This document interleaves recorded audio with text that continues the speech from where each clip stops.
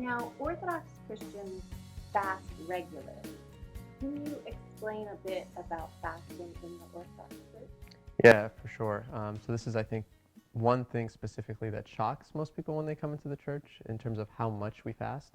And really the whole premise behind fasting is it's not something that the church came up with, but it's really biblical. And if you look at the Old Testament, the New Testament, and the early church, of course, fasting was a regular part of how they lived out their Christianity and their faith.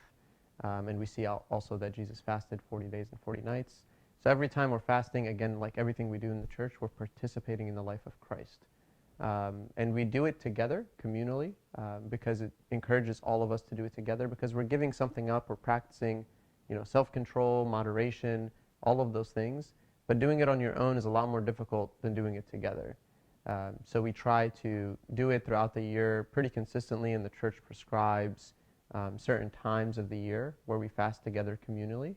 So that's definitely a big component.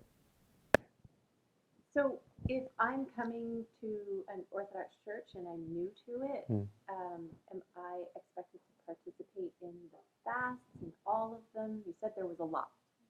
Yeah, so fasting is meant to be certainly challenging. Like, it's definitely a challenge to fast, but it's not meant to be a burden. What I mean is, it's really a tool for us to use to engage in the life of Christ and to unite us together. So any time that somebody joins the church, early on, especially during our Lent season, which we're vegan for a long period of time, it's a gradual progression. They're learning about this fasting, they're trying to understand it. So if they're not at 100% capacity right away in terms of how much they can fast, that's okay.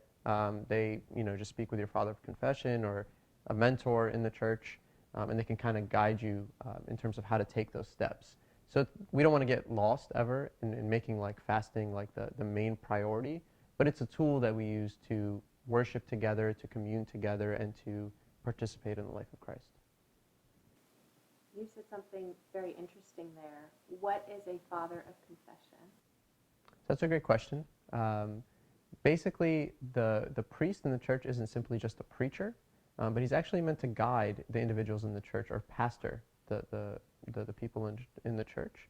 And that happens through many different ways. You can just sit and simply speak with with the priest of the church and ask certain questions, but also the sacrament of confession is something that we do, where when you acknowledge certain shortcomings or things that you're struggling with in your spiritual life, and you acknowledge that before God and you're repentant of it, then you come to the priest, and you confess your sins out loud, and you begin developing that relationship with that individual.